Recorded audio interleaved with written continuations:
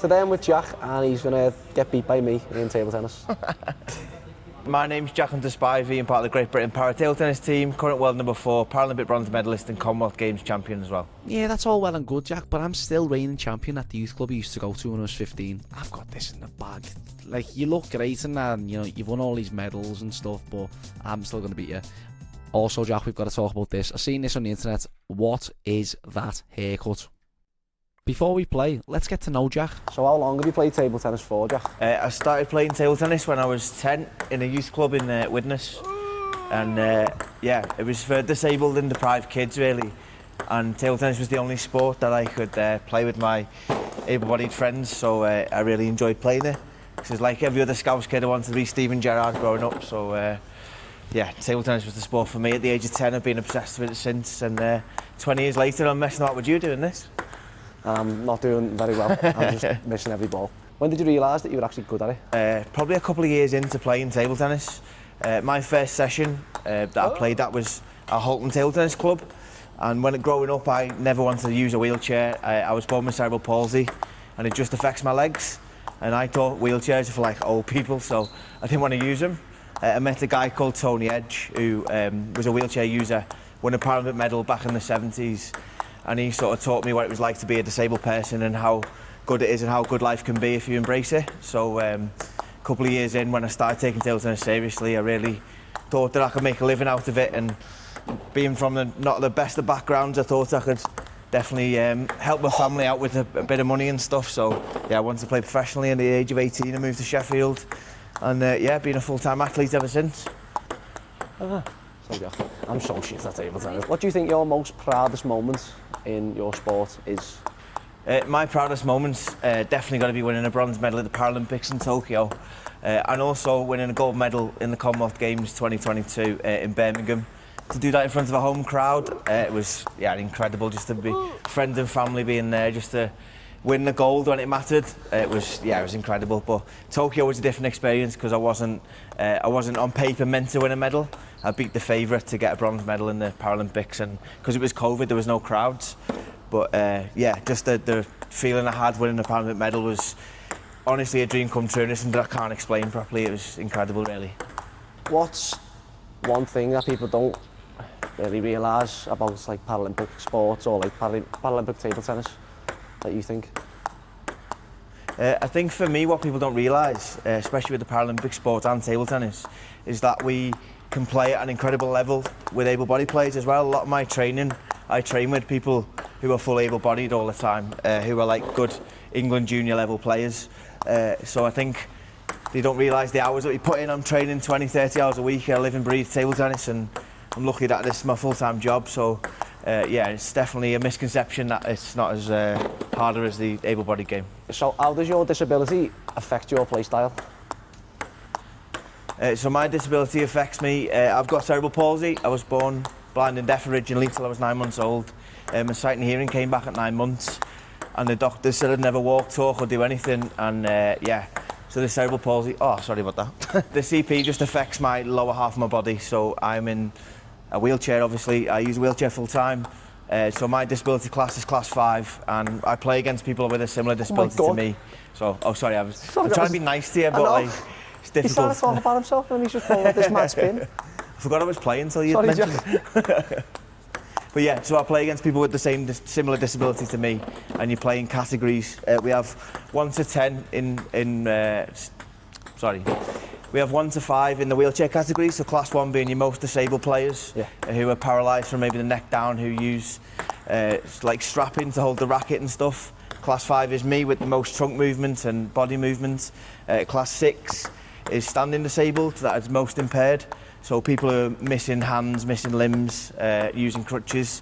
And class 10 is people who are missing like a few fingers or like a few muscles in your legs, your most minimal disability. And class 11 is people with like intellectual disabilities as well. So in table tennis, like your Paralympic table tennis, is that what it's called? Yeah. So is there like there's certain bands, isn't there? Yeah. Playing against certain people. So you can't play someone with like, is it one arm? Yeah, so I would only play against people that are in a similar disability to me. So it won't be the same disability. I think I'm the only player in the world with cerebral palsy that plays at my level. Oh, yeah. But they'd have a similar disability, like function-wise and movement-wise, to what I have. So then it's a fair competition for everyone then. Do you feel like you've got a disability?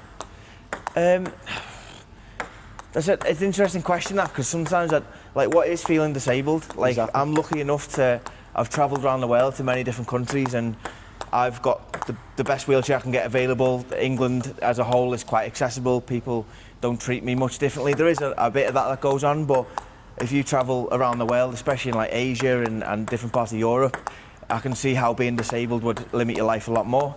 I'm lucky that I'm very good at a sport, and people don't see me as just a disabled person. They see me as a Paralympic table tennis player, and for me, it's my unique selling point. I wouldn't change it. I often get asked whether I would give up having a disability or not, and I definitely wouldn't change it. It's part of me. Do you think that... Sneaky that. Do you think that because you've got a disability, your life would have been different? Sorry, do you think that because you play table tennis, your life would be different if you didn't? Yeah, definitely. I think if I didn't have a disability, I probably wouldn't have found table tennis. I'd like to think that I've got the most drive and determination. I would have that if I was able-bodied or not. But for me, table tennis has been my outlet, not only just for winning medals and earning money, but for me, it's given me so much more than just that. I've got friends, I've got discipline, I've got training, I've got work ethic, and that comes from the sport. And I don't know where I would be without my disability. Obviously, some days is worse than others. I can get very frustrated at stuff and things like that, but life's what you make it, isn't it? I know it's cliche, but it literally is. Like, I'm not disabled, I just use a wheelchair. Like, your shoes get dirty and mine don't. That's the only difference between me and you. That's literally all it is. Like, for me, I don't see it any different. It just, there might be a few more barriers to things that I do in life. See, I think, because coming from me, like, I have not got the same disability as you. I don't have a disability, but that I know of. But I work with disabled people. Yeah. Ever since working in that like sector, you realise that it's just normal like life. Yeah. But beforehand, obviously coming from someone who's just like grew up in a normal background, with not Yeah. like, seeing someone in a wheelchair when I was young, you'd look at someone and go, "Wow, I've never seen that before." Yeah. As I've got older, you just realise that it's like, because people feel sorry, don't they? Yeah, people look at people and think, "Oh," or they think, "Oh, he's getting off for the day." Yeah. Isn't that nice? Or they look at them and think, "Isn't that good that to get out?" I don't know. I can't explain what I mean, but like a lot of people see it as a weakness type of thing. But in my job, the people who I work with, you know, they might be a little less mentally, I don't know, what is it? They might have less mental capacity. Yeah. But they can do other things. Like there's a lad, Ethan, he can play table tennis, couldn't speak, really good at table tennis. Yeah. For me, it's definitely a lesson in like finding your strengths in life. Not everyone is good at maths or English or history or whatever. I'm not good at walking, so I found a way of getting around it. Like, that know sounds stupid, but for me, like, that's the way I've adapted over the time of doing it. And as you say, like, when I was younger, I wanted to be like every other kid. I used to try and walk around with splints on my legs, and I was in agony. I never wanted to use a wheelchair. Taught wheelchairs with people that weren't like me. Like, I didn't know they were for young people who can have a great life. And as I say, like, you can do whatever you want in a wheelchair with any disability, and it's just exposure to that for me. Like, people understanding that it is different, but it's not that unusual to have. I think 1 in 3 people have a disability of some form in the UK. So if people just view that in the same way, it's a bit like when people say, "Oh, I don't see you disabled." For me, that's stupid, because I see someone in a wheelchair, I go, "Oh, look, they're in a wheelchair." Same as I see someone with blue hair, in my head they got blue hair. Yeah. But it's like I don't treat them any differently, I just recognise it. Well, a lot of disabilities are hidden, aren't they? So exactly, yeah. There's no way to outline a disability. Yeah, no, for sure. And I think for me, it's part of just recognising that might have a little bit of additional help, but just treat me like a normal human. Like, that's all anyone's ever after. Like, regardless whether that's physical or mental disability. So do you think that sport has helped your mental health? For me, like, sport has definitely helped my mental health. My mental health struggles have been well documented in the media. I'm really open about the struggles I've had in life. I've had depression, anxiety, OCD, complex PTSD for many years, and the way I've dealt with it is to do with sport. I've been in situations in my life where I've tried to take my own life like 3 times around when I've been playing full-time table tennis, and people find that strange when I say it out loud, because I've got everything. I'm playing sport for a living. I'm not minted, but I can pay the bills and stuff. But mental health doesn't discriminate between rich, poor, or good jobs, bad jobs, whatever. I think for me, I wanted to be the first person that came out and said, I can compete at a top level, and I do have mental health issues. And for me to overcome that, I've been taking antidepressants for 10 years now, and it's changed my life in the way it is, and I'm happy that I've not had any suicidal thoughts for like 8-10 years now. So I just want to get my story out there and to tell the people that you can struggle and you can overcome it, and then you also can be the best at what you want to be in life, whether that's sport, another job, whether that's being with your mates or whatever. Mental health isn't something that you get over, it's something that you learn to adapt to, and it's something that you learn to deal with a lot more. And not everybody has mental health issues, but everybody has mental health. Yeah. So we talk about physical health, we've talked about my disability, we talked about if it broke my arm, I'd go to the hospital. If I'm struggling with my mind, why wouldn't I go and speak to someone else? Why wouldn't I go and speak to my mate and just say, I'm struggling a little bit today, do you fancy going for a coffee? Or it doesn't have to be a therapy session with a clipboard and a white coat like everyone thinks it is. It's just reaching out to people. Yeah. No matter the background or whatever they're doing, people can struggle. And I think I just want to be a figurehead, hopefully, and get my story there of you can struggle and you can have these things going on in your life, but you can also be the fucking best at what you do. Yeah. And for me, that's a massive part of it. So what would you say to someone who would say was struggling with setbacks or confidence? Yeah, everyone faces setbacks, and confidence is something I've struggled with for years, still struggle with it now. Imposter syndrome is one of the biggest things that athletes really struggle with. And for me, I learned to adapt it and learn to enjoy being in them feelings. And don't get wrong, there's some days where I'm big on goal setting, so if I'm struggling one day and I'm really, really mentally struggling on a weekend or whatever, my goal for that day is to like get in my chair, have a wash, have a shower, get dressed. If I'm feeling good, my goal is to be world #1 Paralympic champion, be the best I can be. So it's just being kind to yourself sometimes and having coping mechanisms for when you are struggling. One is A, recognising this so you don't fall down like a steep path straight away, and B, just being kind to yourself and knowing that doing little things is good, because I think that sometimes, especially what I do now, and I'm filming media stuff, and people can see people on social media and TV and all that, if they've got great lives and doing this, and we do, but also it doesn't discriminate, and what other people don't realise is if you've got a job and you've got kids and you've paid the bills and the mortgage, you're smashing it. Like, you're actually smashing life, because it's really hard to keep that together, and you're the nucleus to everybody else around you. So if you went, then the people around you would be so upset and you can't keep afloat and stuff like that. So people don't realise that even if you aren't doing a publicised job, you're still doing really, really fucking well at life if you are keeping everything together. And that's something that not a lot of people talk about, is how hard sometimes and how great life is as well. I think seeing the positives and things is massive, really. So how important is mental strength in competing at your level? I think mental strength is massively important in what we do.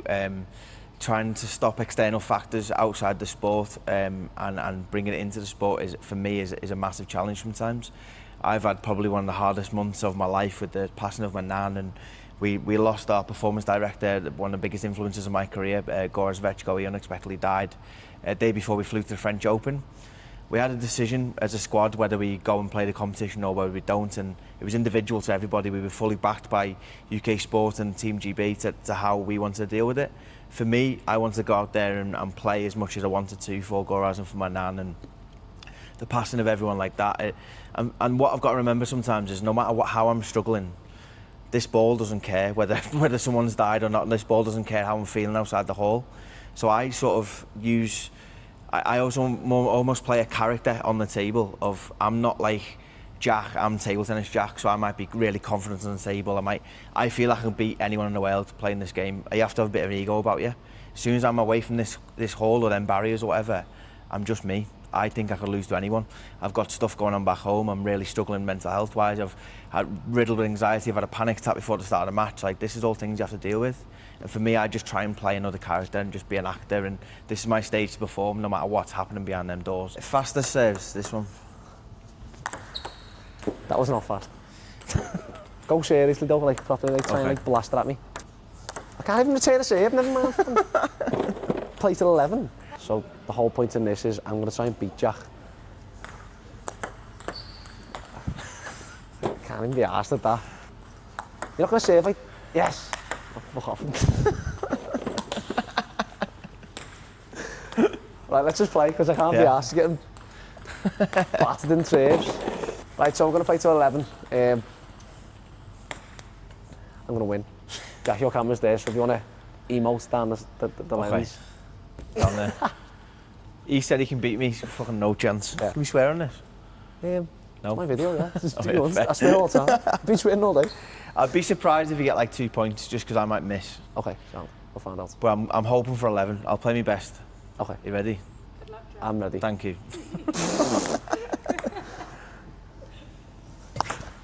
Oh. Okay, that's 1 point to Jack. 1-0. What the fuck is that? Here then. Table's over here, lads. Yeah, I know what it's like. Is it my serve? Yeah, love to. That's a foul serve. 3-0. That's not even a foul serve, he's just whacked it at me. Does that count? No, so you've got it, when you throw the ball up, you've got to throw it up, hit your side and my side. Okay, go on then. Oh, I missed it. No. No. Right, I need to concentrate. That's 1 point, that. You save. There you go. Right. I was going in the box as well. I'll be more happy about that. Right, this serve's going to go over there. You ready? It's not though, is it? No, the ball will. 4-2. 4-1. Sorry. 4-2, yeah. 3-1. Yours. Oh my God. Hey, I'm smashing I've never it, missed you know. so many points in my it. life, man. Right. Trick shot. To you, Ready for a trick shot? Trick shot? You save, I'll trick shot. Oh, I could have smashed that so much harder. I knew exactly what you're doing. I should just blasted it, but I felt bad. You felt bad? Yeah, because you're getting battered. I know, but like, you've been blasting at me, haven't you? Oh my God, I can't deal with these shirts. 5-2, I think, 5-2. Yeah, it's 5-2. 5-2. Let me serve normally, give you the chance. No.